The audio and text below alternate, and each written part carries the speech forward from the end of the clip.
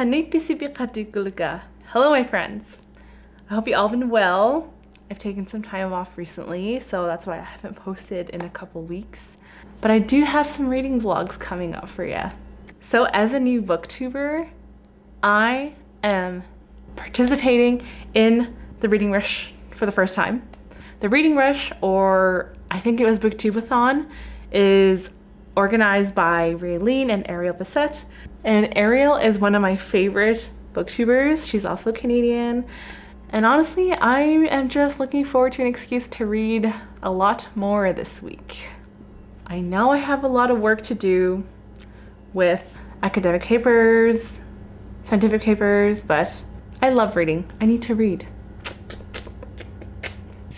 Now, if you don't know what the Reading Rush is, I'll have the link down below, and you can participate too. You can get badges. You don't even have to have a YouTube account, or you don't have to be a booktuber. You don't have to be a bookstagrammer or have any social media. You can just be a reader who wants to participate in the Reading Rush. Now, there are, I think, 7 prompts for the Reading Rush. So I've chosen, I think 5 or 6 of those are actual books. I've chosen a book for each of them, but I'm probably not going to get to all of them because I think on average I'm only reading maybe two or 3 books a week. So I definitely won't be reading 6 this week, that would be nuts. I would literally have to do nothing else because I'm a pretty slow reader. Now I'll go through each of the prompts and then show you the book that I plan to read. So the first prompt is pick a book that has a cover that matches your birthstone. And I was born in August, so my birthstone is a peridot, which is like lime green, pretty much. And I don't have that many books that are that green. And if I do, I've read it already. So I found a book with some green specks in it, and that's Those Who Run in the Sky by F. Johnston. And you see the Northern Lights are like the green. Now, I bet you no one on BookTube has talked about this before, and I say that because Aviak is an author from Nunavut, and she actually has a sequel out that I don't have a copy of yet. So Aviak is Inuk, and this is a story based in the north. It actually follows a shaman in training, and something goes wrong. He gets lost in a blizzard, I think. Yeah, so the storm carries him to the world of spirits, and he has to find his way back home. And so it follows this shaman in training, Bikdu, who has to master a lot of these shamanic powers to get out of the spirit world. And I am so excited. I've been meaning to read this for years. It's been on my small bookshelf. And I'm hoping to introduce some of you guys to a Inuit author who writes about Inuit. And this, I think, will be a pretty quick read. The text is pretty big, and it's pretty short. Yeah, and actually the author, she is getting nominated for an award for Canadian fantasy writing. So definitely look into her if you like fantasy or Canadian authors. Now this next prompt was a lot easier because the book has to start with the word the, and there were lots of options. There were a ton of them. But for me, I chose The Girl on the Train. And I chose this because July for me is mystery thriller month. So I had to read at least one book that's a mystery thriller, and I haven't done that yet. And I don't read that many mystery thrillers, so I chose this one. And I found it in the thrift store, and it was $1, and I'm really looking forward to reading it. This might also be a quick read. And this is also kind of my 2 birds, 1 stone book. So one of the later prompts is read a book in a genre that you want to read more of, and that's mystery thriller. So if I don't have time to get around through all the books, this will be my 2 birds, 1 stone book. And I think this book won a Goodreads award a couple years ago. I don't really know. But I feel like this is going to be the book that I also read outdoors, which is also one of the prompts later. But yes, The Girl on the Train by Paula Hawkins. So the next prompt is to read a book that inspired a movie you already seen. And I actually just got this in the mail yesterday, and it's his Dark Materials, and it's it's like a really nice hardcover version. And I did see the Golden Compass like ages and ages ago. I think when it first came out, so I don't remember it very much, but I've been wanting to read this, considering it is based in the Arctic. I think it's inspired by Norway in Svalbard, which I actually was there a couple months ago until the shit hit the fan and I had to come back. I was so mad because I had 4 more weeks left in Svalbard and I had to come home 4 weeks early. This is so sad. But yes, so I'm going to read just one of them. I'm going to read Northern Lights. And I actually don't know how long it is, considering this is a bind up of all 3 of the books. But this will fill that movie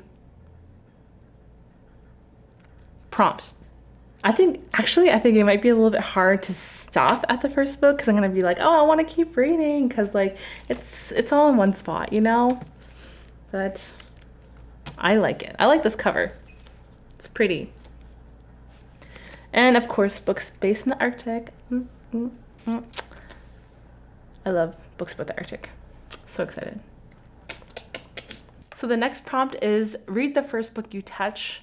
And that's a little tricky right now, considering I have 3 or 4 different spots for my books.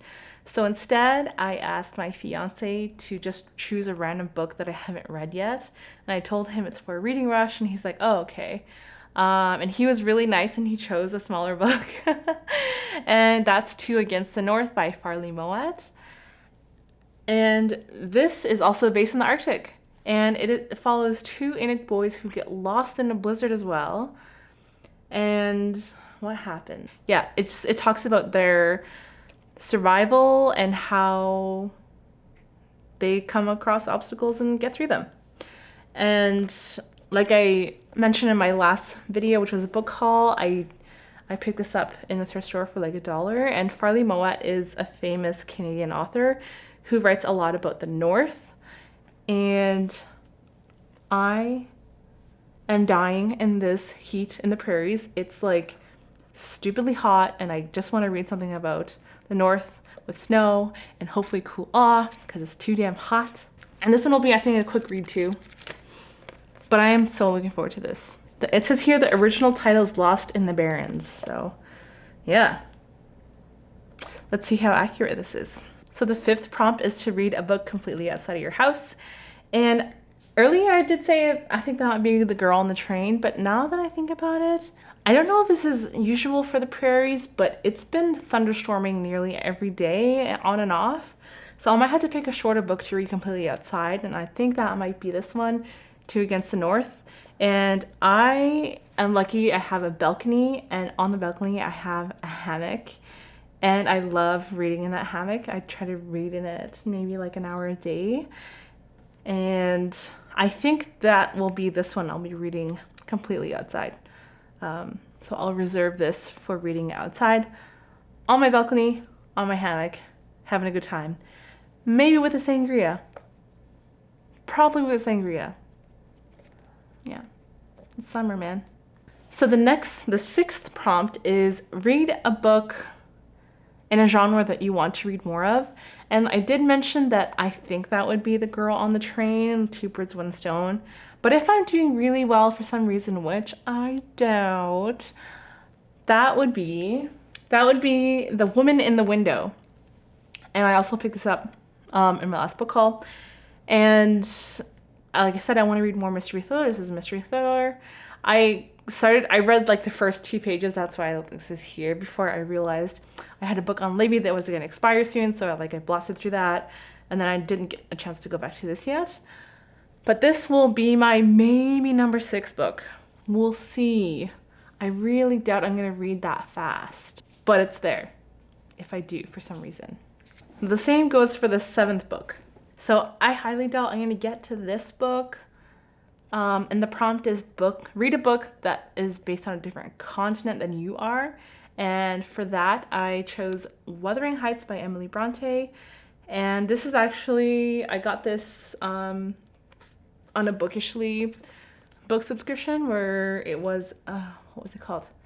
vintage book and coffee subscription, and I enjoyed it.